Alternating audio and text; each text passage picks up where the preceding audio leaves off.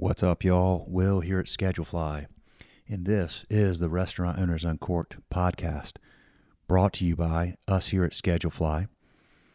Simple restaurant employee scheduling software, legendary customer service, 30-day free trial, no contracts, no setup fees, no BS. Simple monthly pricing. In fact, our pricing hasn't changed since 2007, y'all. It's the one thing our customers haven't had to pay more for over the last few years, and we're proud of that. So if you're on pencil and paper to create your schedule, or you're on Excel, or if you're on one of these expensive scheduling softwares that have tons of bells and whistles and features and nobody to answer the phone when you need help, give us a shot. Head on over to schedulefly.com, 30-day free trial. On the trial sign-up page, and I believe on the Learn More page, you'll literally find my personal cell phone number. You're welcome to give me a shout if you got any questions. This episode's also brought to you by Pot Menu and Giving Kitchen, our new sponsor, and Kickfin, three incredible organizations. And of course, this episode is about Giving Kitchen. So you're going to hear their ad copy as well as their whole story. And we have been telling stories at Schedulefly for, a long time now, over a dozen years. Through our Restaurant Owners Uncorked podcast, through 2 Restaurant Owners Uncorked books, through an extensive video series we did, Restaurant Owners Uncorked, for a number of years. And all of these have been great stories. But every now and then we come across one that just, you're not going to forget it. No matter what, you're not going to forget it. I'll never forget the story of Sup Dogs, and I'll never forget the story of Giving Kitchen. This is a story of triumph following tragedy. It is both heartbreaking and heartwarming. So I can't wait for you to listen to this episode. I hope you'll be able to listen to it at a time when you're locked in and you can take this in, because I predict that anybody that listens to this episode, you're going to want to know more about Giving Kitchen. You're going to learn a lot about Giving Kitchen. You're going to want to help Giving Kitchen. You'll go to their website. You'll find ways to help, whether it's through your restaurant or personally or both. You'll tell people that you know about Giving Kitchen that could benefit from it, that need help, and you'll spread the word. And you won't forget this story. So,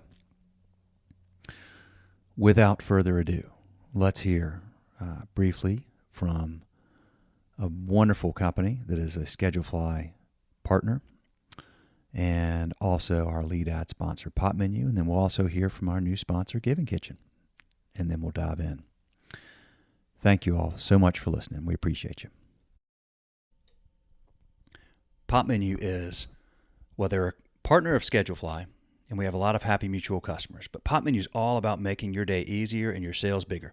They will simplify your marketing operations, bring in more guests, capture customer data for personalized remarketing to keep them coming back. With one super simple to use platform that integrates with most point of sales like Toast and Square and a number of others, Pot Menu starts with a beautifully designed, easy to update interactive menu that transforms the guest experience online. It includes a brand new website that's optimized for search engines like Google for no additional cost, automated digital marketing, online ordering and waitlisting, and you'll never miss another call with their AI answering solution that costs as little as 47 cents an hour. Check it out. Check out the link in our show notes. There's so much more in Pot Menu. Here's my 2 cents. I've talked to a lot of our mutual customers, and here's what they say about Pot Menu. Great company, great customer service, great product, great results. Check out Pot Menu and check out this episode of Restaurant Owners Uncorked. This episode is also brought to you by Giving Kitchen. Giving Kitchen is a national nonprofit that helps food service workers in crisis. And since they started in 2013, they've helped over 13,000 food service workers and awarded over $9 million to them. If you or someone you know works at a restaurant, a food truck, catering company, concessions, bar, tap room, and you need financial assistance or stability network resources due to illness, injury, death of an immediate family member, housing disaster like a flood or a fire, please ask for help at thegivingkitchen.org/help. thegivingkitchen.org/help. Link in the episode summary. Please check out The Giving Kitchen. Amazing organization. Thank you all for listening. Here is our episode. Let's see. Okay, good. We are recording here in Atlanta. This is a special episode. I've been so excited to do this and looking forward to it so much. Jen, thank you so much. Go ahead and just introduce yourself. I would love to. Thank you so much. Well, my name is Jen Hidinger-Kendrick, and I am one of the founders of Giving Kitchen, a nonprofit helping food service workers in crisis. Awesome. We have so much to talk about. I had heard about Giving Kitchen.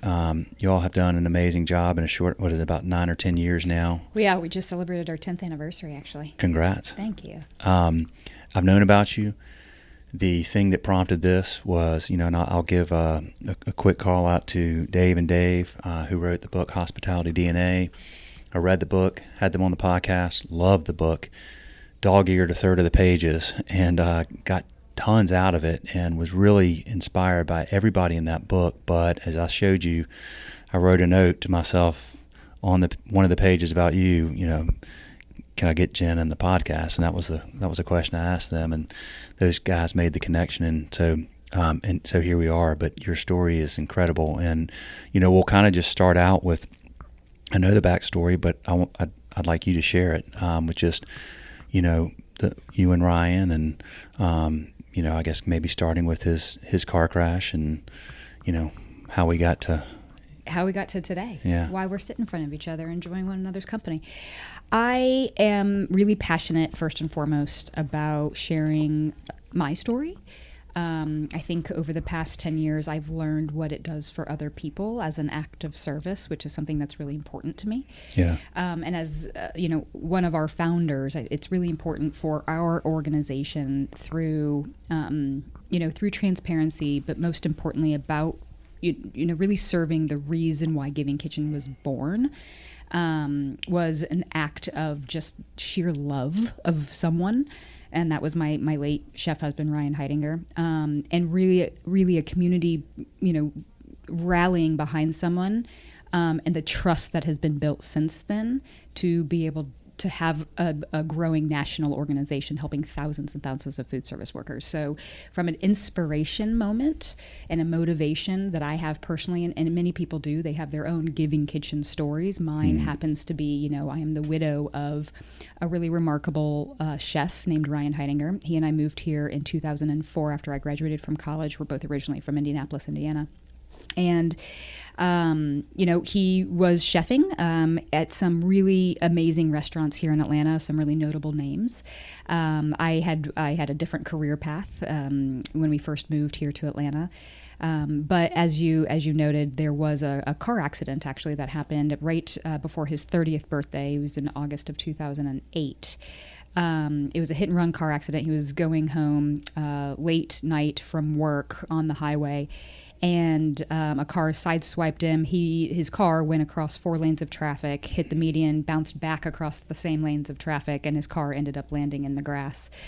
Broken ribs, fractured clavicle, bumps and bruises, etc., led him to Grady Hospital for a few days. And that was one of the first adult kind of halts in our life. Right. All of a sudden, you were presented with a life. It was a life-threatening, car accident. Could have killed him. And he was in the hospital for a few days, and luckily, he survived that. He ended up being home for a couple of months after that in recovery. And his bosses and our mentors and family were incredible at that time. And I specifically start with his bosses and mentors and his, at the restaurant he was working at the time, Muss and Turner's up in Smyrna, Georgia. They were incredibly supportive of him healing. He was running their kitchen at the time, and he was a key figure in that restaurant group at the time. And so they really allowed for him to heal. And at that point, Giving Kitchen didn't exist. But what always existed was that mentality of coming together to help your own. And that is quite literally what his bosses and friends at his restaurant did for him back then. Then the next year, we took a little bit of that time to kind of figure out where we were as a young couple in a new city. We had moved to Atlanta in 2004, like I said, and so we've been here for a few years, but hadn't felt like we had really planted our own feet in the city. For he and I, it was really important to be a part of the fabric of the city. We didn't know what that meant or looked like, but that was just really important for us to feel really in tune with what was going on. And so the following January of 2009, we decided to start a supper club out of our home. He would cook, I would host and serve, and that ended up turning into what became known as Prelude to Staple House, Staple House being the restaurant that we wanted to open together. And so we did that for 4 years. Supper clubs at the time were really well known in San Francisco and New York. And so we decided, Atlanta, this would be really cool for Atlanta to have something like this. Invite strangers into your home. You cook them a multi-course meal, donation at the end of so you can make sure you pay for your food and the time. And more importantly for us, it was a true opportunity for us to build community for the people in Atlanta who decided to come to our home and just kind of trust the process and trust what was happening, to this day have been some of now Giving Kitchen's biggest supporters. So it was for us back then, the whole kind of idea of building community was just really important to he and I. And we fast forward 4 years. Ryan was, a really humbled chef, goofy, a good old boy from Indiana. Just, he was just really well loved and admired and respected. And he ended up coming down with like flu-like symptoms in December of 2012 that ended up taking us to the doctor for an ultrasound that turned into an MRI. And on December 21st of 2012, we were sitting in front of an oncologist who said, you have 6 months to live. You are diagnosed with stage 4 gallbladder cancer. And as you can imagine, for all of us who have been a part of a tragedy and have been met with pain, that was an incredibly dark, moment in our lives. Having somebody really kind of state the rest of your life right there in front of them, and a terminal cancer diagnosis was not something that we expected. For us, we had no children at the time. We had dogs. Big dog family. And he and I together were, what was really important to us was this idea of opening up a restaurant one day, and the community of friends that we just had built, and just feeling really a part of a city, and what turned into, something really life-changing for him and myself was what happened immediately after. In our darkest of time, people in the culinary scene in Atlanta really rallied behind us in such a significant way that it just changed the trajectory of food service, I think, really monumentally compared to what it is today. His bosses, mentors, friends, family came to our aid. His bosses at the time of Muss and Turner's, Ryan Turner, Todd Mussman, came to our house and basically said, let us help you. Let us do what we do best. We're going to put on a party, a fundraiser, and we want it to, raise some money to help you get through, any of financial stress or burden that you may see this year, may face. And what we said was, yes, we shed a little bit of that pride that I think oftentimes people feel. I almost said young people, but I think it's all people. Yeah. And we said, yes, you can help us. We took our time to find the best medical treatment available that worked for our family. And the food service community rallied and put on a benefit in 3.5 weeks. For anybody that hosts, large galas and fundraisers, for whatever, it takes a year to plan those things. Right. Sometimes it's every other year because it's just such a big event. So you can imagine in 3.5 weeks from the date of a diagnosis to the time the fundraiser was put on, almost 1,000 people showed up. There were live auctions. There was a live band. There was 40 plus of Atlanta's just most beloved restaurants and bartenders who came to cook and to serve. And what was supposed to raise, $20,000 to help us get through that year ended up raising nearly $300,000 for us in one night. Wow. It was remarkable. And it was that turn of events that really, shed light on an opportunity that now Giving Kitchen could be born. And that's really, how Giving Kitchen was born. And here we are today, 10 years later, and from serving one individual and helping change the course of his life. And ultimately, again, the city of Atlanta really saving mine is how I usually say it, because ultimately Ryan ended up passing away 13 months later. It was January of 2014. And, this community has just done some tremendous uplifting of a family. And in turn, Atlanta should be very proud for what has, been born here to help thousands and thousands of food service workers. Absolutely. Over 13,000 now, right? Over 13,000 food service workers and their families. And if you really want to break it down, it's remarkable in 10 years. That's over almost $9.5 million in financial aid, $15 million in excess costs prevented, 6,200 food service workers and children, prevented from being homeless or being evicted. And around 25% of all of those numbers have happened in the last 12 months. So if you can, kind of think through 10 years, everything that's happened, it's pretty remarkable. But a quarter of that has happened in the last 12 months, getting me really excited about our future. You're hitting the rapid trajectory of the growth curve. Yeah. Well, that's going to be. We need to talk about that. That's fascinating and exciting. It's going to bring some challenges too. I can't wait to. Oh, absolutely. Hear what's on your mind. Okay. We'll go high level and then we'll go down to some granular. So, car wreck happens, and everybody rallies around to help, and that's because, well, oftentimes, and you all had insurance. We did. We actually. That's a great question, and I love that it was brought up. Yeah. Yeah. That's not often the case with hospitality workers. 100% true. It is really not often the case. We were very fortunate that Ryan was covered fully under insurance. Okay. So in that situation, you're lucky and you have people help and you had insurance, but most of the people or a lot of the people that you're helping may not. Mm-hmm. And it's been, and the good thing is over the last 10 years, I'm seeing more and more restaurants that are able to provide health insurance.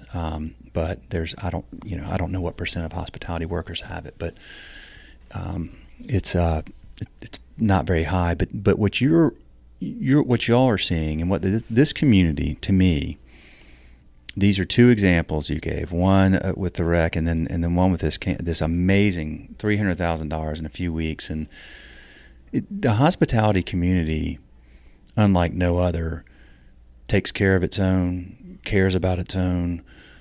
Is like a big extended family in a lot of ways, and will rally to help those in need. Like no other industry I've seen. Which is just gives so much opportunity for what y'all are doing to grow, because hospitality, by nature, it's people that want to take care of other people. That's what it is, right? Mm-hmm. Hospitality is about welcoming you into our home, which you literally started in your home, and giving you a great experience. And that, as those guys talk about, it's like in your DNA for most people in hospitality. It's caring for others. It's giving to others.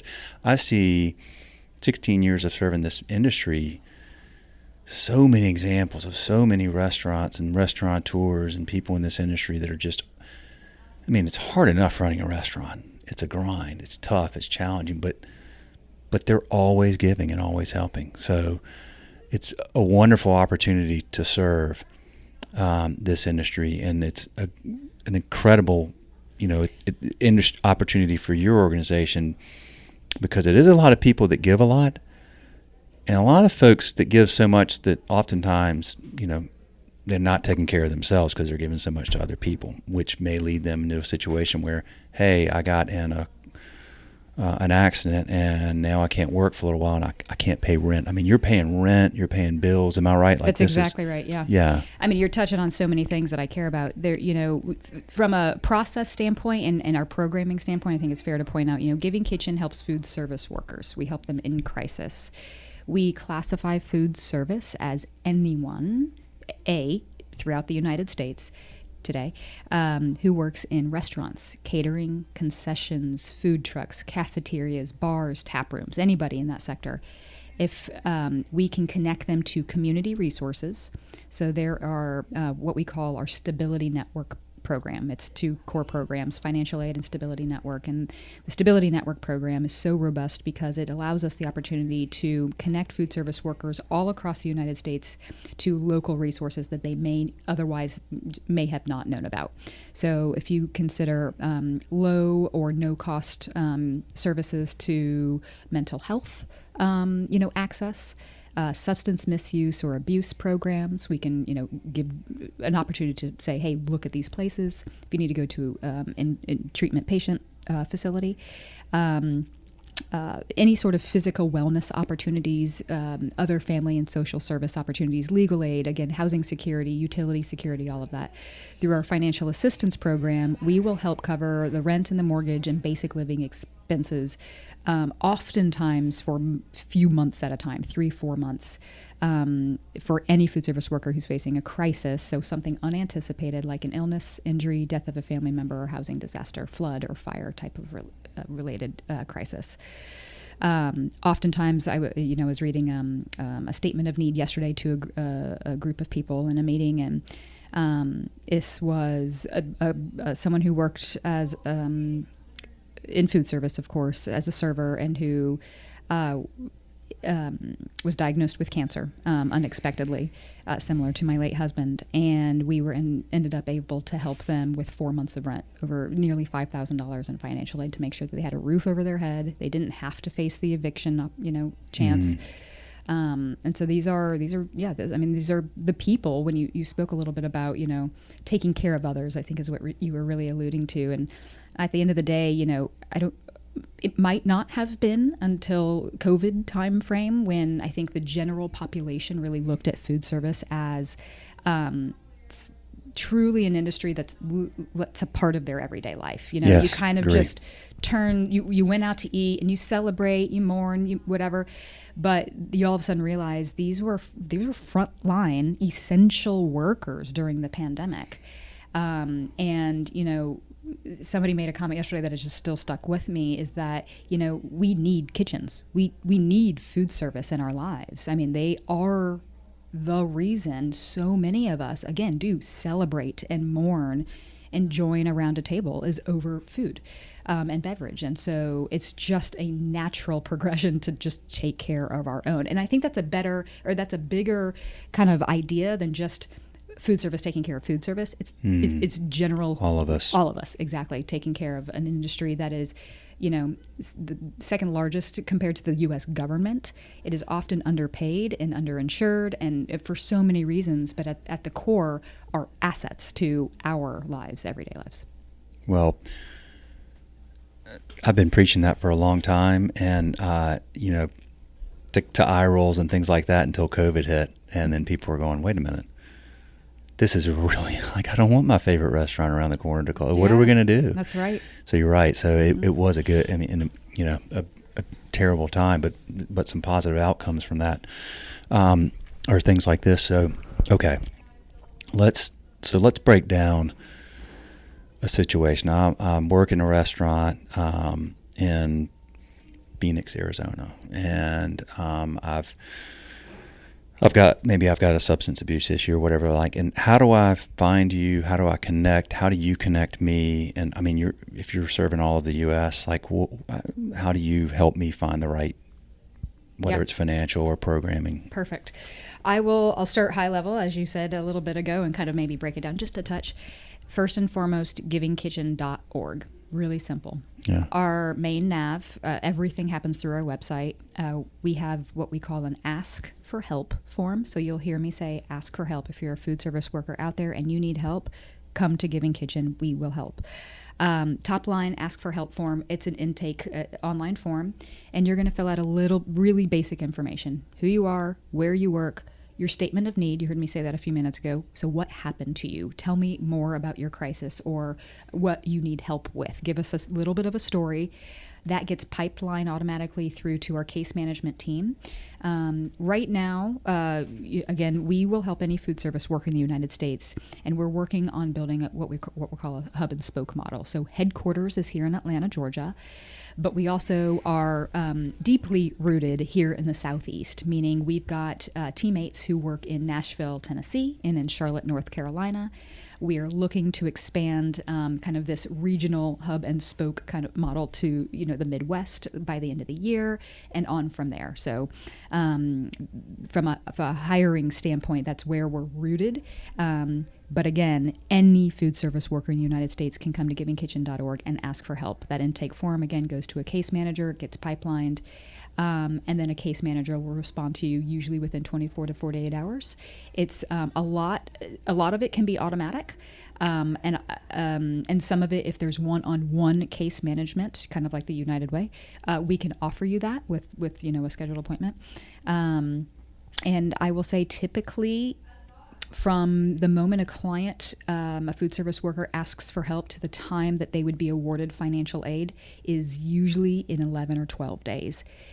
During the pandemic and right before the pandemic, our case to close, what we call a case to close time, was 45 days. So if you imagine somebody being in crisis, they reach out to Giving Kitchen and they get help.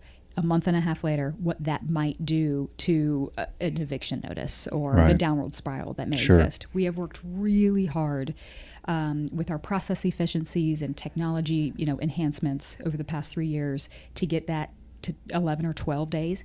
Oftentimes, when somebody is facing something really catastrophic and there is an eviction, impending, we can do it within 1 to 2 days. And we are collectively working on getting that 11 or 12 days down to 5. And a lot of that work has happened in the last 12 to 18 months with, again, operational, capacity building with people, a process and technological efficiencies that we've been doing, really focusing on a strategic plan that, holds us to, and a board and a community that holds us to our lofty goals, which is becoming one of the country's most influential and impactful nonprofits, helping hundreds of thousands of food service workers in the near future. Absolutely awesome. Absolutely awesome. Okay, so in the last 12 months, a quarter of those cases have come through? Yes, all of that work. What's a day look like? Like how many in a day would come in on average? You know what? I don't know in a day. I think it depends on any sort of other natural disaster type things that may come in. I would say on week we're somewhere in the 1 to 200 or so asks for help. Okay. I know that even just recently, from an organizational standpoint, we do an immense amount of impact reporting, and so we'll pull our quarterly numbers and of course our annual numbers when the time comes. And on average, we are doing. There's more asks for help and there's more dollars awarded in the given month that we're in than we were the year before, the year before that. So the percent increase growth has been at 200% recently. From a what's coming in perspective, we are seeing the need come in from almost all states. We've been able to award financial assistance in over 35, I think maybe 35 states, and Stability Network resources to more states than that. Again, right now we have a focus here in the Southeast with where we have hired help, but we have national campaigns that we can talk about, something like Dining with Gratitude. That's really a national opportunity for us to raise vital funds, share the mission, and really get high-level restaurant participation and engagement. So food service workers know that we are here to help them. Nashville and Charlotte, you have somebody. So what do those people do in those markets? Yeah, so they're called Partnerships and Outreach. They're field managers. So the way Giving Kitchen is structured is that we've got headquarters here in Atlanta, And then we have level 1 markets. And right now, for today, currently, that's Nashville, Charlotte, and Atlanta as a level 1 market. So we have hired staff. We'll produce signature fundraising events in those key markets. So something like an outdoor golf tournament, which is coming up in all 3 of our cities. You can go to givingkitchen.org and click on events and see what's happening. And then we'll also host events like tasting events. So we mentioned Team Heidi. Team Heidi is Giving Kitchen's largest signature fundraising and tasting event. We host that here in Atlanta. It was based off that first one 11 years ago. And we host that annually. We'll do a tasting event, not to the size of Team Heidi, but still something for 100 people, 200 people. In our key markets. So those, it's kind of like where we have the opportunity to really be community driven and really share the story, have face-to-face interaction, be able to, again, produce key signature fundraising and fun events like that. It's all about raising those vital funds and vital mission awareness in our key markets. All right, y'all. Time for a little mid-episode break to talk about Kickfin, our mid-episode sponsor and a great business. Thousands of restaurants, bars, and breweries use Kickfin to tip out their employees instantly, no cash required. With Kickfin, tips go directly to your employer's bank of choice the second their shift ends. It's a really simple solution to a really big problem, because if you're still paying out credit card tips in cash, it's costing you. Time-consuming bank runs and cash counting take managers away from work that matters. Cash is hard to track, which leads to accounting headaches, and it creates the perfect opportunity for theft, human error, and compliance issues. Bottom line, there's never been an instant, secure way to pay out tips until Kickfin. It's an easy-to-use software that sends real-time cashless tip payouts straight to your employees' bank accounts 24/7, 365. Kickfin gives managers hours back in their day, makes reporting a breeze, and protects your business from risk. Most importantly, employees love it. Restaurants can have Kickfin up and running overnight. Employees can enroll in seconds. No hardware, no contracts, no setup fees. Visit kickfin.com for a personalized demo and see how restaurants across the country are digitizing tips with Kickfin. That's what they like me to read. I will tell you this. I know the folks at Kickfin. Check out the episode with Brian Hassan, the co-CEO of Kickfin, was on here on the podcast. Great people. Love what they do. They treat their customers well. We have mutual customers that love the product and love the way they the relationship they have with Kickfin. So check it out, link in the show notes, and let's check out the rest of this episode. Is the fundraising keeping up with the demand? It is. I mean, we've got really lofty goals. We know there's a lot of work to do. Yeah. I will say this.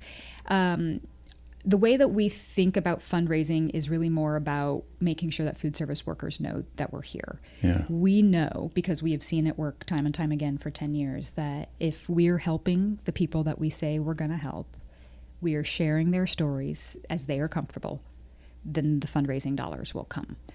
That doesn't mean that we aren't constantly fundraising and sharing that story and trying to raise funds. As an example, Dining with Gratitude, as I mentioned a little earlier. We expect to, I think it's a little over $3.1 million in financial aid given out this year alone. That's okay. What we expect. We are on pace to hit that.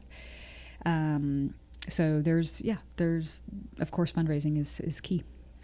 You've got some corporate sponsors. I've had Brendan Sweeney from Pop Menu on the podcast and Greg Ducat over at Revel. So I just call them out. So, two of our favorites. Yeah, great folks, great businesses. So you're working you have corporate sponsors, you have events, you have then I'm gonna imagine if one of my employees at my restaurant finds what you're doing, gets help. Now I know about it.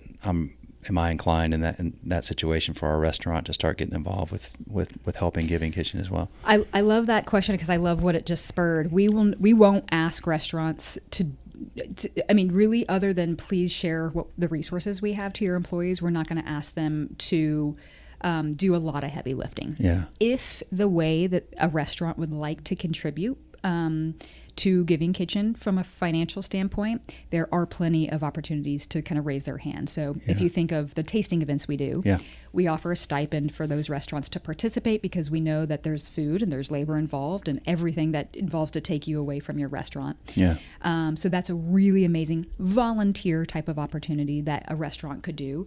Something like, again, Dining with Gratitude is a national campaign, a lot of heavy restaurant engagement. We ask for, $1,000 for each restaurant to commit to, but it's not necessarily that the restaurant has to give the money, or it's really more about if they can share the story of Giving Kitchen. They've got a toolkit of assets that we can give them. We can help them set up a fundraising page, and it's really about them mission driving and asking their community to contribute, quote unquote, that $1,000. And that's, again, a campaign that's starting, it's happening this year in October. So through our, a majority of our fundraising does come through corporations and individual giving. So we have a recurring giving program called Pass the Hat. If you think of, this really goes back to like the very first story, everybody is part of a kitchen, right? It's a Giving Kitchen existed far beyond just 10 or 11 years ago. But Pass the Hat is a program where, you literally, it's a recurring giving program for Giving Kitchen, but it really stemmed from what kitchens have been doing for so long, which is pulling the dollars, the pennies and coins out of the pockets and just putting it in a hat and seeing what you can raise for your friend, chef that is in the kitchen and just, against a hard time. So that's really where that stemmed. But that's a really great opportunity, something we help push. And then, of course, through foundations and, family foundations and trusts and grants, and again, and then through special events, as you mentioned, that's the majority of where our funding comes from. I want to change gears a little bit, but what was your background? So I studied broadcast communication at Indiana University. When I was really little, I wanted to be a dentist, and then I wanted to be a farmer. So there's this weird evolution. But broadcast production is what I studied in college, and then when I graduated, I started off at an ad agency on the account side, and then from there, an array of kind of creative jobs, from high-end children's boutique. I worked on, in photography studios, on sets, and helped wardrobe design, and then ultimately, with Prelude to Staple House, worked side by side with my late husband doing that, and that's really when and I've also worked in restaurants, to be honest. I mean, I've worked in restaurants since I was early college, to help pay what I needed, and but it wasn't until the Prelude to Staple House years that I really kind of fell in love with the food service industry from a different perspective, working with my husband. So yeah. And you all opened Staple House. We did. Staple House Restaurant officially opened in September of 2015. Okay. And then, of course, through the pandemic, when this whole thing came up, before Ryan passed away, and after that first team, Heidi, was when the idea of starting Giving Kitchen as a nonprofit would happen, and then the idea of what happened if Staple House Restaurant became something of like a lighthouse for the nonprofit. Yeah. And so Giving Kitchen, the nonprofit, became the mother parent, if you will. And Staple House became a for-profit subsidiary of the nonprofit Giving Kitchen. In 2020, though, during the pandemic, Giving Kitchen sold Staple House Restaurant to my former partners. And then they have since turned it into Staple House Market on Edgewood Avenue, and it's thriving. Okay. Yeah. Is that near here? It is Edgewood Avenue. So we're here speaking on the west side of town in Atlanta right now, but Edgewood Avenue, is just a couple miles away. Okay. Yeah. You seem to be doing what you were meant to do, Jen. I mean, it's very clear that you have not just a passion for this, but a very good skill set. That's very obvious sitting here talking to you. I'm curious, what do you spend most of your time doing? Oh, I love it. So I got remarried in 2017. My husband, John, and I have a 3.5-year-old little boy named Blue. He's my favorite thing to talk about outside of Giving Kitchen and being very passionate about this story and driving this mission. But love dogs, love to travel. of course, love to eat and drink and just celebrate people. That's where I get my energy, is through, spending time with people, and in this kind of setting, really getting kind of down and dirty with people. I am pretty creative, so I love, what will kind of get me calm if I've had a really long day is design. So I just really love, the art of tidying and just design and aesthetic. And so that kind of keeps me calm late at night. Well, the aesthetic here is fantastic. What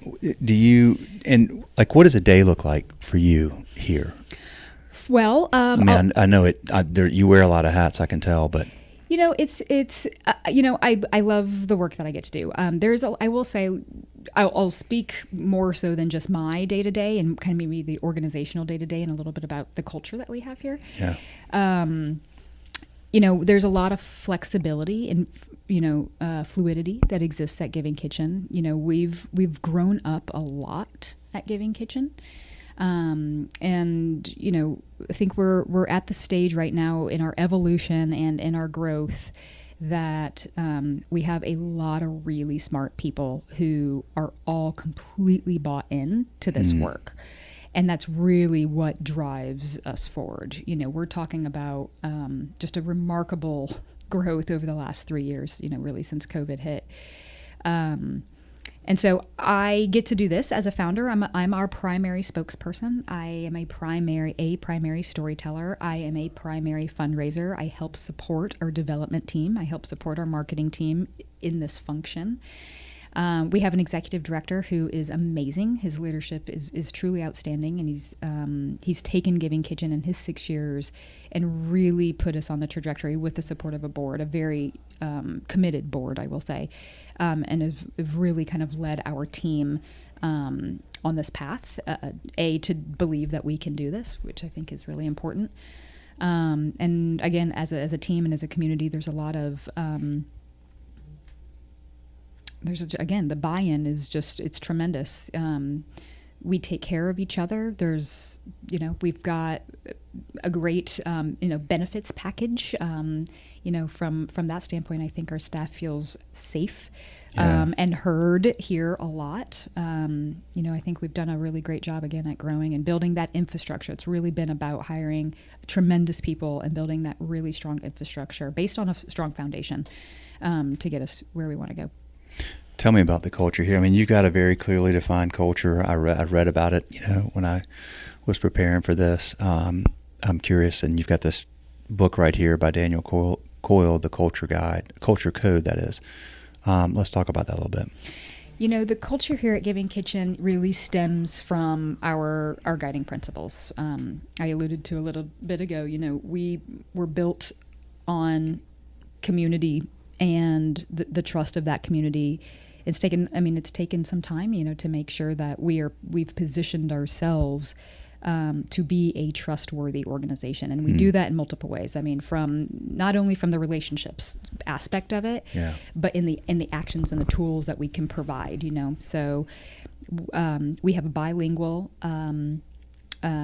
call center. So our call center is where, again, clients come in and ask for help, and they can speak to our case managers. It's bilingual, so you can come to our website, and any of our educational material that you'll find is in English and in Spanish. We also use an interpretation service that if anybody calls in, we can speak to them in over 180 languages, providing no barrier to that opportunity. And that's really important. I think that's a really important part of speaking about trust. It's not just about that relational, face-to-face and, fast response in email. It's really all about showing up in the ways that really meet that equity, opportunity for people. So when we talk about culture, I think that really revolves around how we treat one another, the flexibility to work from home or in office. Our policy right now is that we ask our entire staff to come in 2 days a week, and focus it around staff meetings or other big team meetings and things like that. But there's a lot of that flexibility. We do constant check-ins with our team. We're not going to know about performance at the end of the year unless you're doing the daily and the weekly and the monthly, check-ins. I believe that our team feels like they have the necessary tools to feel empowered to do the work. But even more importantly, I think it's a judge of character with the people that we've brought in, making sure that, the type of human that comes into these walls to do the work, we're at least in the same book of, speaking the same language. And I know concretely that this staff is bought into the mission. This is a very mission-driven organization. And, we're here to serve. I was talking to Jessica about that on the way in when we were doing the tour, just about how, I was just saying it must be so rewarding to come in here every day knowing what this is all about. And she, just could not have agreed more. I mean, it was just, what a wonderful thing to wake up every day knowing that this is, what you're coming to work hard on. And, by the way, I cannot get my eyes off of those pictures of Blue. Those are his baby pictures over there. But, there's one every 3 months. Yes. Right behind my desk that I love looking at also. 3.5 now, huh? 3.5 now, almost 3.5. Okay. So, who have you learned from? You're a very inspiring person. Who have you learned from in your years of doing this? That's really been a mentor for you, or somebody that's helped you? Oh, I love it. So, Mr. Lloyd was my 5th grade teacher. He was the teacher in my youth, was the one with all of the amazing life, like one-liners. Another man's drink is another man's poison. The fair is on 38th Street. It's not here. All of those. Yeah. I remember everything about that year with Mr. Lloyd. He passed away when I was a senior in high school. My mom and dad, of course. My mom and dad are very opposite individuals, but I am like a complete 50-50 of both of them. Mom is Spanish and vibrant and, electric. My dad is emotional and more reserved and those things. And there's just like this really beautiful combination of them. Ryan, of course, my late husband, my favorite quote from him, and it's actually something we have written on our back wall over here in our call center, is anything worthwhile, anything long-lasting or worthwhile takes time and complete surrender. I think it's beautiful. My friend Rachel, who owned the children's store that I worked at for 10 years, is just an incredible eye for detail and a finesse with editing. And I've learned a lot from the thing that kind of keeps me calm and the thing that I can look to if I'm feeling a little anxious from that world and that perspective. I learned a lot from her. And then Ryan Turner. Ryan Turner is one of our founding members and really one of the light bulb impetus pushers of Giving Kitchen, and why we exist is because of him, my late husband's boss, former boss. He's like a brother, but he's a great guide, and there's a few others, but those are like the people that you never want to disappoint. Yeah, right. I love it. 5th grade teacher. That's going back. That's awesome. Do you this book here? I said, do you read a lot? I read a little, to be honest. Yeah, I will. I think for me, where I don't take too much of the reading outside of work. I think mostly because I do a lot of it at work. There's a lot of absorption, and then a lot of the other, which is in storytelling and talking and kind of thinking through that mentality. So it's not something I'm an avid. I'm just not avid.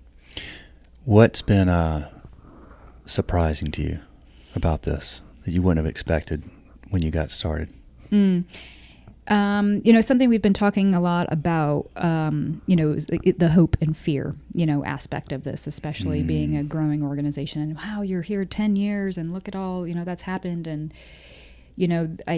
our executive director said this really well recently, the idea of we've come this far and it's wonderful. It is. I've clearly, having an opportunity like this to really deep dive in 45 minutes or so with someone is wonderful. But the real excitement is the future, truly. It's really where we're going. It's the numbers, the data that we have is exceptional. It is the future is way bigger. And it's the idea of, this has become what it has. And there's the point where the leap of faith, so to speak, you just have to let others come into it and take it away. Yeah. And not that we're, our executive director or all of our senior leaders who are exceptional human beings and very, very smart. Not that we're not attached and completely ingrained, but that's just so many other, personalities and characters and voices who are a part of it, and trusting that. And, from a hope standpoint, it's really just, I want to make sure we do what we say we're going to do. I know we can. It takes a lot of effort, and not just the organization, not just the people here, it's the community. And we're not afraid to say we need help, and we do. Yeah. We need community help to make sure that the message is spread and, the funds are raised. You said hope and fear. Do you have fears about the future? Yeah, I think it's, just the idea of the letting go. I'm really not good at letting go. I say yes a lot. And so I think those can be turned into, the learning that is, I have some, you can tell, I can't even answer the question. It's hard. Is finding balance hard? Yeah. It can be. I will say it's a little easier. And truly, I think that's just, again, with the leadership that our executive director, Brian, has shown, with the people who, again, are here really leading the organization, it's becoming a lot easier, I think, for us to all be in our zone. Well, we can talk more about this offline, but what can we do to help? We've got close to 6,000 restaurants, 250,000, employees that hit Schedule Fly every day to find out who they're working with, what their schedule is, what's going on. It's communication. We have, I want to find a way that we can spread the word. I want to help. I have ideas. At the end of the day, it's a two-pronged answer. Yeah. How do you want to help? Yeah. Let me hear you say that. From a bigger perspective, knowing that there's that many Schedule Fly, restaurants and participants in what you have, I want every single one of them to know that if they're ever in need, if there's ever a crisis or anything that revolves them needing help, that Giving Kitchen is here. Plenty of our partners have said, let us put your logo and a one-liner and a link to go here. If you're a food service worker who needs help, click Giving Kitchen. Yeah. It's all of those ideas that are beneficial and powerful in spreading the word. And again, that vital awareness that is necessary for Giving Kitchen to flourish is how I'd answer that. Yeah, I think, you hear a lot of owners that say, it's not uncommon for them to loan somebody $100 or $200 or whatever. I can't make rent. Can you, pay? It's just, that's a very common thing, and it's hard for them to keep up with all that. Absolutely. Okay. Well, we'll talk more about that. I think what you are doing is amazing, and everybody that is on our platform should know about it, know what you're about, and know how helpful what you are doing can be, and where to go and what to do and what situations to contact y'all in. So we need to definitely figure that out for sure. Oh, thank you. Yeah. Is there anything that we didn't talk about that we should have? There's again, podcasts are great for that reason, because you could just go on and on. I would say most importantly, Giving Kitchen is here to help food service workers. You can find us on social media at Giving Kitchen. Go online, givingkitchen.org. Ask for help if you need it. We are here to help food service workers. Love it. Love it. This is fantastic. I cannot thank you enough for this opportunity. My sincere pleasure. Thank you. Yeah, absolutely. All right, y'all. That's a wrap. Check them out. More coming from all of us at Schedule Fly soon. Okay, see ya. Hey, y'all, before you sign out on this episode, a couple of quick things. Number one, if you listen to us on iTunes, if you could give us a star rating and a comment, it would help so much. Same thing if you're on Spotify, follow us, or any platform that you're on. If you would just do whatever their rating or follow options are. What that does is it tells the algorithms that this content is good and meaningful and valuable, and it'll tell them to put it in front of more people. So thank you for doing that. If you take the second to do that, that'd be so awesome. And also, if your restaurant is either using Excel or you're using some software that's expensive and has a lot of bells and whistles you don't need, or maybe doesn't have great customer service, we'd love to take care of you at Schedule Fly. Simple, easy restaurant employee scheduling software, legendary customer service, 30-day free trial, schedulefly.com. My cell phone number's on the trial sign-up page. Thank you for listening. See ya.